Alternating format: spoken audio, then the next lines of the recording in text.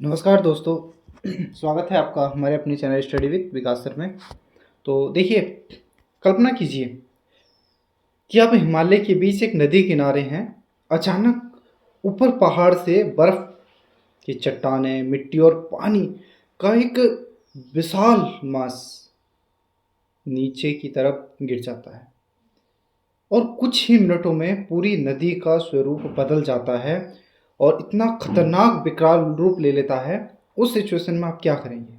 सड़कें गायब हो चुकी हैं, पुल बह गए हैं और जो गाड़ियां हैं वो मलबे में दब गई हैं।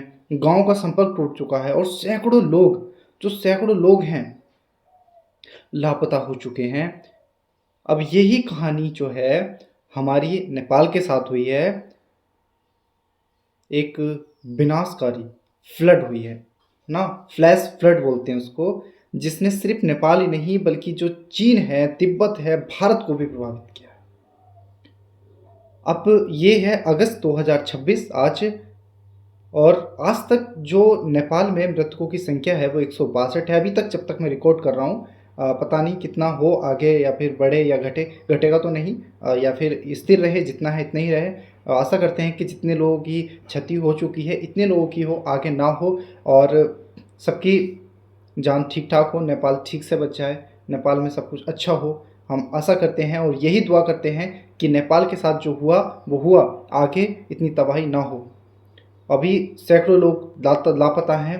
लगभग बताया जा रहा है कि 579 मतलब 79 लोग लापता हैं। अब महत्वपूर्ण है, ये जो है सामान्य बाढ़ की कहानी नहीं है, सामान्य बाढ़ नहीं है। देखो क्या हुआ इसमें, जो समझेंगे वो हिमालय ज्योग्राफी देखेंगे, ग्लेशियर देखेंगे, लैंडस्लाइड हुई है वो देखेंगे। ओके, क्लाइमेट चेंज का जो रिस्क है वो है। तो आज हम इस पूरी वीडियो में समझने का प्रयास करेंगे कि किस तरह से हम इस वीडियो को अच्छे से हम समझ सकते हैं, और इसमें जो क्वेश्चन बनेगा वो लास्ट में हम क्वेश्चन डिस्कस करेंगे। और चलिए देखते हैं और सारे पॉइंट करते हैं हम डिस्कस। तो देखिए, हमारा हेडलाइन रहेगा आज का, यह है नेपाल में तबाही 162 मौतें, सैकड़ों लापता, फ्लैश फ्लड एक्सप्लेन करेंगे हम। ये देखिए, ये फोटो दिखाई दे रहा है, इस तरह से ये बाढ़ आई है और ये देखिए यहाँ तक चढ़ गई है और बहुत बहुत बुरी तरह से। वीडियो तो थी लेकिन मैं वीडियो नहीं लगा पाया स्लाइड में, थोड़ी दिक्कत है।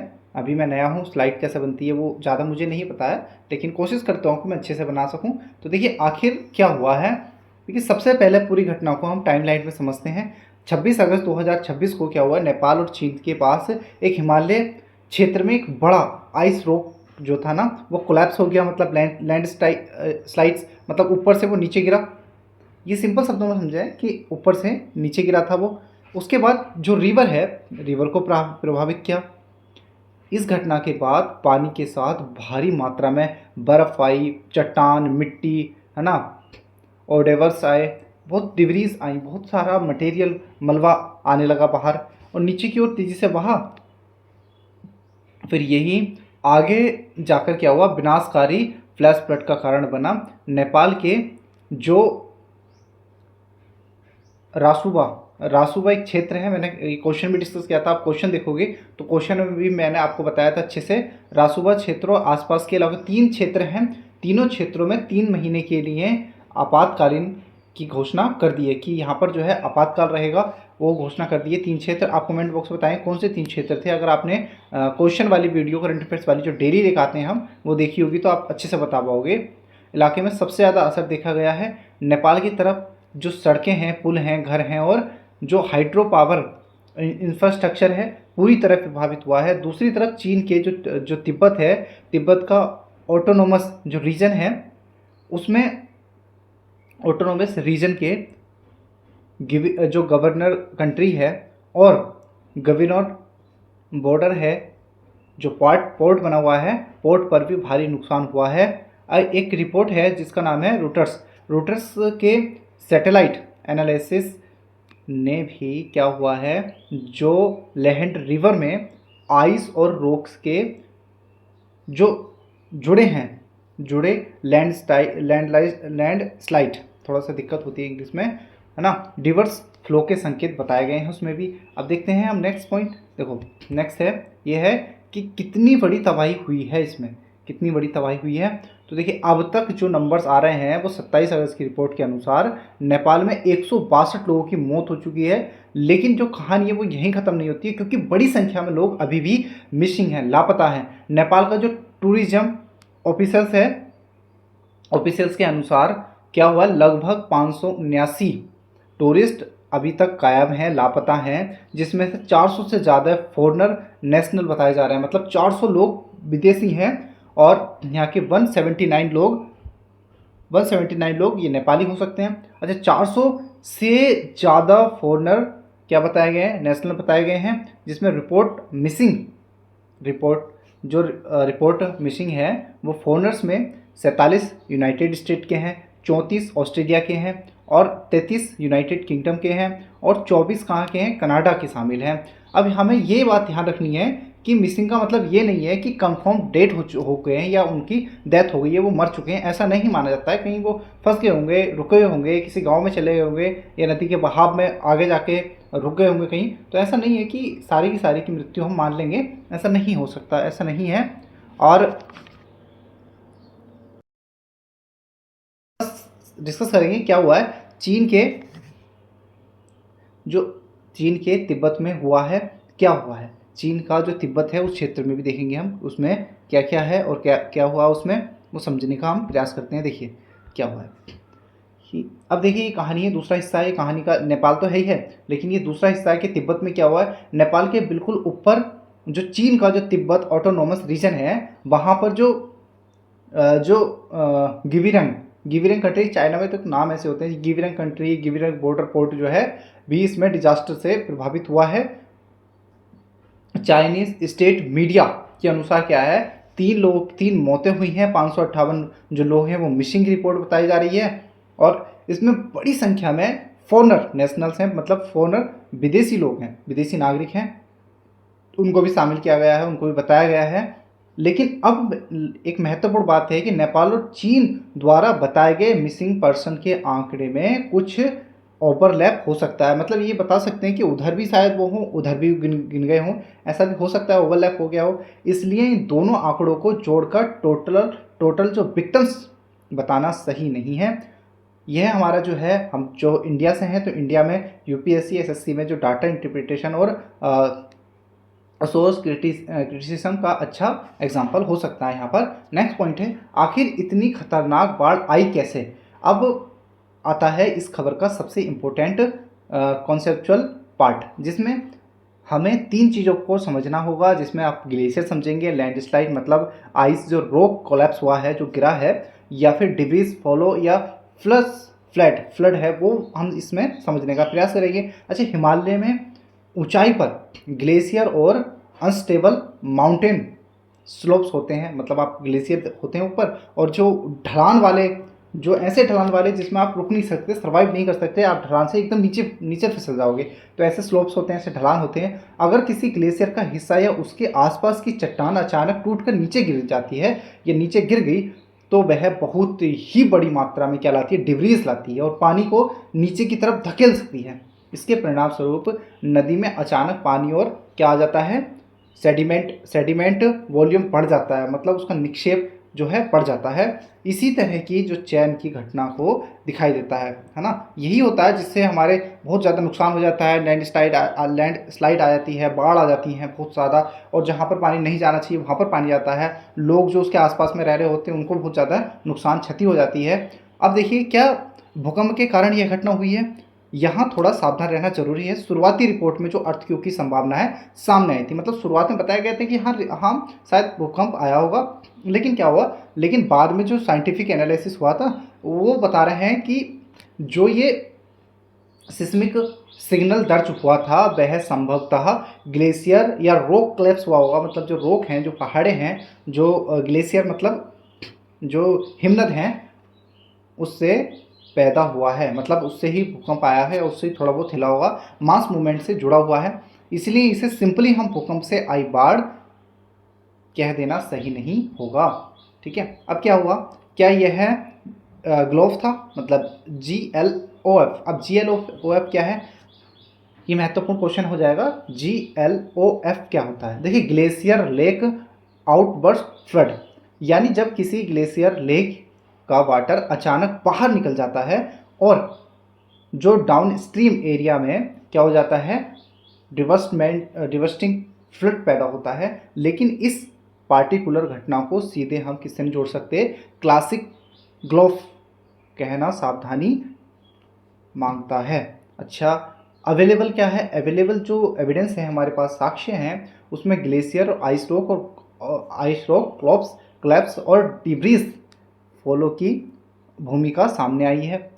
ठीक है, तो ये भूमिकाएं हमारे सामने आ रही हैं। उसके साथ साथ इसलिए एग्जाम में जो सेपेस्ट वर्डिंग होगी, जो होगी हमारी सेपेस्ट होगा, वो हम क्या समझ सकते हैं कि ग्लेशियर, आई रॉक और collapse included plus flood debris flow, ये हम अच्छा होगा हमारे लिए, ये बताएं हम। और ग्लोव को इसके ब्रोडेड हिमालयन हजार्डस कॉन्टेक्स्ट में समझना चाहिए, जिसमें से देखिए ये ICIMOD के अनुसार, ये नेपाल का डिजास्टर मैनेजमेंट है, के अनुसार ग्लोव में ग्लेशियर लेक और नेचुरल डैम जैसे मोरैन, है ना, मोरैन आइस या डिब्रोक के फेल होने पर अचानक क्या होता है, कैटास्ट्रोफिक फ्लड हो सकती है। कैटास्ट्रोफिक का मतलब ये होता है, उसको बोल सकते हैं हम कि क्षति होना या नुकसान होना। ओके, चलिए अब क्लाइमेट चेंज कनेक्शन भी है क्या इसका, तो हाँ समझ लेते हैं कि क्या है या नहीं है। जो अब आता है सबसे बड़ा कॉन्सेप्चुअल एंगल आता है। हिमालयन ग्लेशियर तेज़ी से बढ़ रहे हैं, जो हिमालयन ग्लेशियर हैं वो तेज़ी से क्या हो रहे हैं, बदल रहे हैं, मतलब छोटे हो रहे हैं, या उनका पानी जो है, जो ग्लेशियर बने हुए हैं उनका पानी, जब टेम्परेचर ज़्यादा होगा तो पानी पिघलेगा, तो पानी पिघलने से उसमें दिक्कत आ रही है। ICIMOD की रिपोर्ट 2026 के अनुसार हिंदू कुश हिमालय रीजन में ग्लेशियर की आइस लॉस रेट 2000 के बाद और तेज हुई है। 2026 में ICIMOD असेसमेंट के अनुसार 1975 के बाद कुछ क्षेत्रों में ग्लेशियर थिकनेस लॉस लगभग 27 मीटर तक दर्ज किया गया है। बताया कि ग्लेशियर जो बड़े बड़े थे, जो टेम्परेचर ज़्यादा बढ़ने से या CO2 ज़्यादा बढ़ने से, उसमें क्या हो रहा है, तापमान ज़्यादा बढ़ने से वो पिघल रहे हैं, 27 मीटर तक पिघल गया है। और क्या हुआ है, लगभग 2 मिलियन लोग इन माउंटेन वाटर सिस्टम पर निर्भर हैं। इसका मतलब यह नहीं कि हर फ्लड सीधे क्लाइमेट चेंज की वजह होती है, ऐसा भी नहीं है कि हर जो फ्लड होगी वो क्लाइमेट चेंज की वजह से होगी। इसका मतलब यह नहीं है कि सीधे हम इसको जोड़ दें, लेकिन वार्निंग के कारण क्या है, ग्लेशियर रिट्रीट, ये सारी चीज़ें हो जाती हैं। नेक्स्ट चलते हैं, देखिए नेक्स्ट है हमारा हिमालय इतना वल्नरेबल क्यों है, हिमालय जो है इतना वल्नरेबल क्यों है वो समझते हैं। अब ज्योग्राफी समझते हैं। नेपाल पूरी तरह क्या है, लैंडलॉक कंट्री है, मतलब पूरी तरह से बंद है। एक तरफ चाइना है, एक तरफ इंडिया है। तो चाइना जो है, चाइना दक्षिण पूर्व तथा पश्चिम की तरफ है, इंडिया से घिरा हुआ है। ओके, इंडिया से भी घिरा हुआ है, इंडिया और चाइना दोनों से नेपाल घिरा हुआ है, बीच में सैंडविच का काम करता है। अच्छा, हिमालयस क्या है, नेपाल में नॉर्थ से साउथ की तरफ एलिवेशन में बहुत तेज़ी से बदलाव होता है। ऊंचे हिमालयन माउंटेन से निकलने वाली नदियाँ नीचे की ओर क्या हो जाती हैं, स्टेप ग्रेडियंट्स से बदलती हैं। इसलिए यदि ऊपर की तरफ अचानक बहुत बड़ी मात्रा में पानी और डिब्रीज नदी में आ जाए तो उसका इम्पैक्ट क्या होगा, डाउन स्ट्रीम बहुत तेज़ी से पहुंच जाता है, मतलब नीचे की तरफ पहुंच जाता है। अच्छा, रासुबा इनका क्षेत्र है ना, रासुबा और रासुबा घाटी क्यों इम्पोर्टेंट हो जाती है। अब हम ये मैप में लोकेशन देखते हैं, लेकिन मैंने मैप लगाया नहीं है, मैं बताता हूँ बाद में। तो ये हमारे इम्पोर्टेंट हो जाता है। अच्छा, कैलाश मानसरोवर कनेक्शन क्या है, इस घटना को समझने के लिए एक और इम्पोर्टेंट पॉइंट हो जाता है, कैलाश मानसरोवर पिलग्रिम माउंट कैलाश और लेक मानसरोवर तिब्बत में स्थित है। अच्छा, हिंदुइज्म और माउंट कैलाश में भगवान शिव का निवास माना जाता है। जो हिंदू धर्म है वो कैलाश पर्वत को मानते हैं कि भगवान का निवास स्थान है। और यह बुद्धिस्ट और अन्य धार्मिक परंपराओं में भी ये हो जाता है महत्वपूर्ण। इसी कारण नेपाल, चाइना, तिब्बत कॉरिडोर में बड़ी संख्या में पिलग्रिम्स और टूरिज्म आते हैं। इसी डिजास्टर में मिसिंग टूरिज्म के आंकड़े इतने ज़्यादा होने का एक कारण यही हाई एल्टीट्यूड टूरिज्म और पिलग्रिम्स मूवमेंट है। तो ये बात थी कि हिंदू लोग और बुद्धिस्ट लोग सब लोग आए हैं, सब लोग आते हैं, इसलिए इसमें क्या हो जाता है, ये इम्पोर्टेंट हो जाता है, इसलिए इतने सारे लोगों की क्या हो गई है, संख्या आ गई, जो मिसिंग नंबर है वो आए हैं। अच्छा, रेस्क्यू ऑपरेशन। अब सवाल आता है कि रेस्क्यू का क्या है, रेस्क्यू के क्या सीन है। जब रोड्स और ब्रिज टूट गए तो रेस्क्यू कैसे होगा, तो इसमें आ जाता है हेलीकॉप्टर्स की महत्वपूर्ण भूमिका आ जाती है, जिसमें नेपाली आर्मी के हेलीकॉप्टर्स प्रभावित इलाकों में गए, सर्वाइवर्स को निकाल रहे हैं, मतलब जो सर्वाइवर्स, जो कुछ लोग हैं जो बचे हुए हैं उनको निकाल रहे हैं, फूड पहुंचा रहे हैं, टेंट पहुंचा रहे हैं वहाँ पर, ओके, इमरजेंसी सप्लाई पहुंचा रहे हैं। अच्छे, इंडिया से उपलब्ध कराई गई इमरजेंसी सप्लाई भी प्रभावित क्षेत्रों तक पहुंचाई जा रही है। इंडिया वाले भी क्या कर रहे हैं, भारतीय भी लोग इसमें बढ़ चढ़कर हिस्सा ले रहे हैं। लेकिन रेस्क्यू ऑपरेशन के सामने बड़ी चुनौती है कि डिस्ट्रॉयड रोड, डैमेज्ड ब्रिज और power outage, difficult Himalaya terrain, ये इनको कैसे मरम्मत की जाए। इसलिए ग्राउंड रेस्क्यू के साथ एरियल रेस्क्यू बेहद महत्वपूर्ण हो गया है। इंटरनेशनल रिस्पॉन्स क्या आ रहा है यहाँ पर, जो है जो डिजास्टर इंटरनेशनल कंसर्न भी बन चुका है। यूनाइटेड स्टेट ने डिजास्टर रिस्पॉन्स असिस्टेंस के लिए जो एडवाइज़र है उनके वो भेजने और कम से कम $5 लाख असिस्टेंट देने की बात कही है। कनाडा ने भी अपने नागरिकों को लेकर स्थिति पर नज़र रखी हुई है, क्योंकि कनाडा भी यहाँ पर शामिल हो जाता है, अमेरिका के कुछ लोग हैं, साउथ कोरिया के हाइड्रो पावर जो वर्कर्स भी यहाँ पर प्रभावित हुए हैं। यूनाइटेड नेशन ने भी इसमें क्या करा है, हस्तक्षेप करना शुरू किया है। अफेक्टेड नेपाल कंट्रीज़ के लिए क्या करा, सप्लाई और पर्सनल सपोर्ट की बात की है कि पर्सनल सपोर्ट यहाँ पर दी जाएगी। इससे एक और बात समझिए कि जो नेचुरल डिजास्टर अब केवल डोमेस्टिक इशू नहीं रहे हैं, विशेषकर हिमालय रीजन में डिजास्टर मैनेजमेंट और इंटरनेशनल कोऑपरेशन दोनों साथ साथ इसमें जुड़ जाते हैं। अब देखिए, भारत के लिए एक खबर हो जाती है, भारत के लिए ये खबर क्यों इम्पोर्टेंट हो जाती है। अब हम यूपीएससी या हमारे जो वनडे एग्ज़ाम हैं उसके हिसाब से हम समझते हैं। वो देखिए, जैसे नेपाल और भारत के बीच लगभग 1770 किलोमीटर की एक हमारी बॉर्डर लाइन है। नेपाल से निकलने वाली कई महत्वपूर्ण नदियां, जैसे कि आपने सुना होगा, है ना, जैसे कोसी हो गई, या फिर आपने नारायणी सुनी होगी और कर्नाली सुनी होगी, ये सारी नदियां नेपाल से आती हैं। इसलिए हिमालय फ्लड का जो डाउन स्ट्रीम इम्पैक्ट है भारत तक पहुंच सकता है। इसके अलावा जैसे बिहार, उत्तर प्रदेश, उत्तराखंड, वेस्ट बंगाल, मतलब पश्चिम बंगाल, इनमें भी बेहद क्या हो सकती है स्थिति, शायद थोड़ी बहुत ख़राब हो सकती है। बेहद ख़राब तो नहीं होगी, लेकिन थोड़ी बहुत ख़राब हो सकती है। जैसे राज्यों के लिए हिमालय रिवर सिस्टम बेहद क्या हो जाता है, महत्वपूर्ण हो जाता है। इसलिए नेपाल में डिजास्टर मैनेजमेंट की घटना भारत के लिए भी क्या हो जाती है, स्ट्रेटेजिक और इन्वायरमेंटल कंसर्न बन जाता है। अच्छा, नेपाल का स्टेटिक देखो, नेपाल है, हम बात कर रहे हैं, राजधानी काठमांडू है, यहाँ की मुद्रा नेपालीज है, नेपालीज रुपया है। राजनीतिक व्यवस्था यहाँ पर फेडरल डेमोक्रेटिक रिपब्लिक है। ये उत्तर में इसके चाइना है, दक्षिण पूर्व और पश्चिम में भारत है। सबसे ऊंची चोटी सबको पता है माउंट एवरेस्ट, या इसको कहते हैं सागर माथा बोलते हैं नेपाल में। विश्व की सबसे ऊंची चोटी माउंट एवरेस्ट ही है। प्रमुख नदियाँ यहाँ पर हैं, कोसी है, यहाँ पर आपको प्रमुख नदियाँ कोसी मिलेगी, गोदावरी मिलेगी, नरवानी मिलेगी, कर्नाली मिलेगी, महाकाली मिलेगी। नेपाल का ज्योग्राफी जो बॉर्डर है वो 3 प्रमुख इकोलॉजिकल जोन में समझा जा सकता है। यहाँ पर पहाड़ हैं, पहाड़ी हैं और टेरेन है।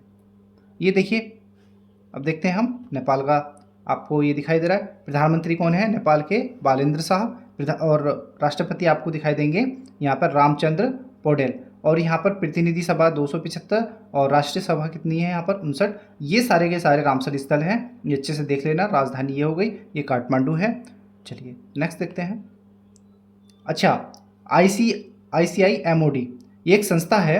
ये ICIMOD international centre for integrated mountain development, इसका जो हेडक्वार्टर है वो काठमांडू नेपाल में है।